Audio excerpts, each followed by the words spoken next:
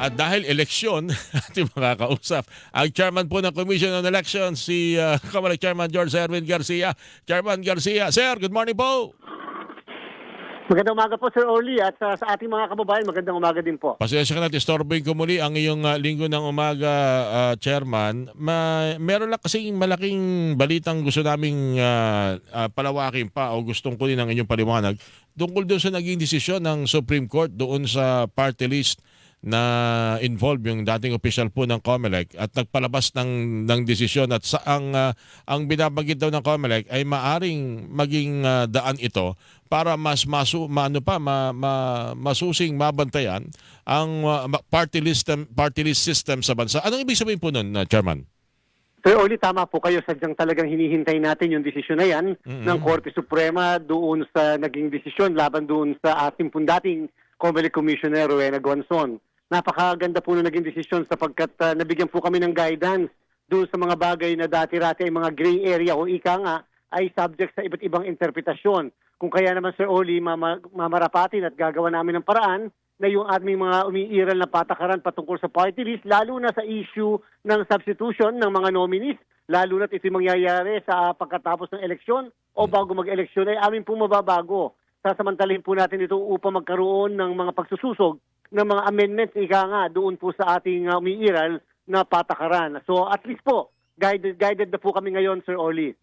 Ano bang bahagi ng desisyon sa tingin ninyo pwede nyong i-adapt? Sir Orly, yung pong kinakailangan kapag ka nag-set ng deadline, kung kailan yung deadline ng substitution, ay dapat hanggang doon na lamang yung palitan. Hindi na pwede magkaroon ng palitan, lalo na kapag ka ito ay panahon na o natapos na ang eleksyon. So yan po yung more or less, yan ang turo sa atin ng kataas-taasang hukuman. Nangangahulugan po, Sir Orly, yung pong amin palang ginawa lately nitong ating filing ng Certificates of Candidacy, pati yung Certificates of Nomination, ay tama pala kami. Sinabi namin bawal na ang palitan after nung filing ng mga Certificates of Candidacy. Tama po yun.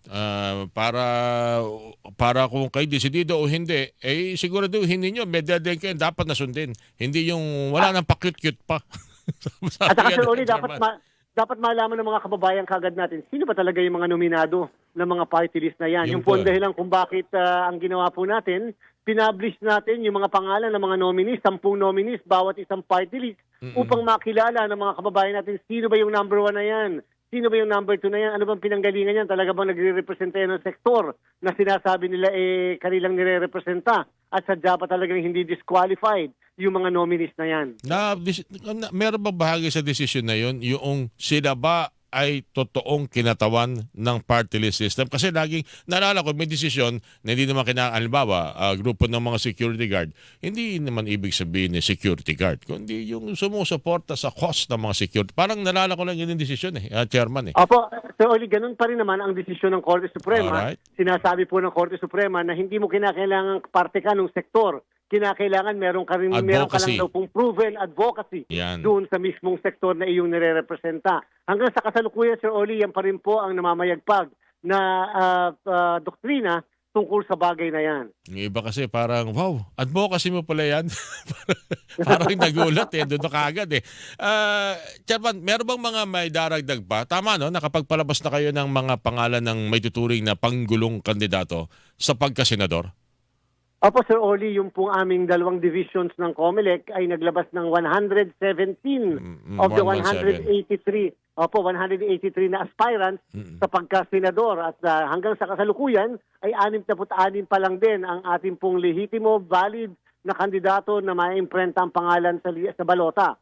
Ngayon po yung mga 17 po doon sa 117 ay nag-file ng motions for reconsideration, Sir Orly, at asahan niyo po, itong linggo na darating ay amin na po iriresolba yung kanilang mga motion for reconsideration. Madaragdagan pa ba yung 117 o yun na yun, tapos na yun? Yung 117 more or less lang po yung natitira doon sa mga nadeklara o idideklara na nuisance candidates doon sa 183. Ang katanungan siguro talaga, Sir Orly, kung yung bang 66 na initial naming na-determine, ay madadagdagan po ba yon o yan po ba ay ay eksakto na 66 na lamang. Ano bang, ito, kwentuhan lang naman ito natin, Chairman. Ano bang naging basis nung pag-disqualify? Mukhang na-interview, medyo sa liwa ang sagot. O, kung ano. Alam niyo po, Sir Oli, kung napansin po ng lahat, wala po kahit isa doon sa 117 ang na-disqualify o na-declare na nuisance candidate sapagkat sila Mahirap. ay walang Ayan, pera, apa. wala silang resources, walang organization. Hindi po yun ang basihan. Kung hindi po yung background check talaga namin ng law department namin, inalam ano ba talaga ang mga pronouncement nito? Ano ba talaga ang mga pinapanindigan nito? O ano ba talaga ang baka namang ginagawang katawa-tawa lang ang ating electoral process o wala talagang seriousness doon sa pagtakbo. At alam niyo po yung stage kung saan sila kalimitan nagsasalita. Oo. Napaka-powerful po nun upang masabi at malaman namin kung talagang seryoso ay sadya naman po talagang Sir Oli, nakita naman ng ating mga kababayan, Doon pa lang. ay napakadami naman talaga namang hindi seryoso doon sa mismong pagtakbo at makapag-file lang. Ang tawag na natin doon ay 15 minutes of fame. So parang ano pala to, bukod doon sa pagharap sa entabladong yun, nung filing ng COC, parang naging ahente ng insurance yung COMELEC. Nag-background check pa kayo. Ay, opo, hindi naman po pwede basta lang ideklara na nuisance candidate.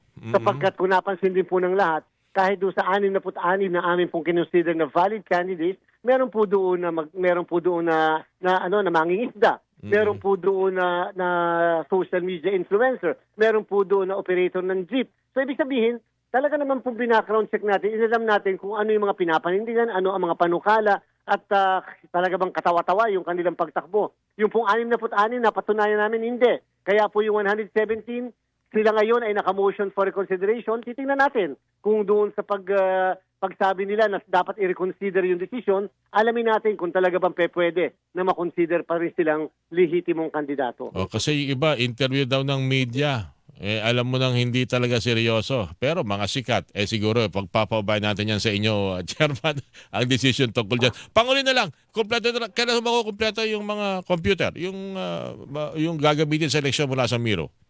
Yung pong kabuuan, Sir Orly, na 110,000 na nandito na po sa Pilipinas. Baka po hanggang Tuesday, ma-deliver na yung kulang na Hanggang 7,000. Okay. 7,000 na lang po ang natitira natin at ito po'y mas maaga doon po sa pinangako nila na dapat December 30 yung kabuuan ng 110,000.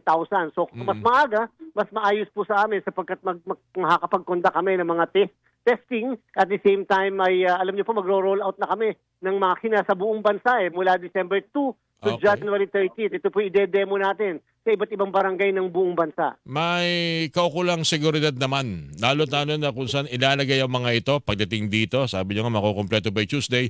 At pag yan ay dinistribute sa buwan ng Disyembre, hindi yung may makikita sa ibang mga lugar na mayroong mga VCM machines mapupunta sa mga hotel at kung saan saang mga lugar na may makikita tayong ganong pagkakataon. Ano po, Chairman? Tama po, Sir Oli. Alam niyo po ay yung ating 110,000 machines ay nandiyan sa warehouse ng COMELEC. Highly and sobrang secured and guarded po yan. At doon naman po sa na-distribute na 2,000 lang po muna na machines. Kasi pang demo machines lang po ang ating dinistribute pang December 2 to January 30. Yan po ay nung isang linggo pa nasa kamay ng ating mga local COMELEC. At pinaghahandaan na nga po kung ano, papaano, anong barangay ang uunahin, saan, kung 30 barangay yan, abay di malamang-lamang mga 2 hanggang 3 beses na maide-demo sa barangay na yan kasi hanggang January 30 po ang tinalaga natin na pagde-demo ng machines sa lahat ng barangay sa buong Pilipinas. Okay. Chairman, maraming salamat ulit. Pasensya na sa istorbo at magkabalitan ulit tayo. Lalo na papalapit na itong panahon ng kampanya. Thank you, sir. Anytime so, Sir Oli, mabuhay po kayo. Salamat po. Mabuhay din po kayo. Kamalik Chairman George Garcia, mga kapuso, inyo po napakinggan. 6:47 na ho ng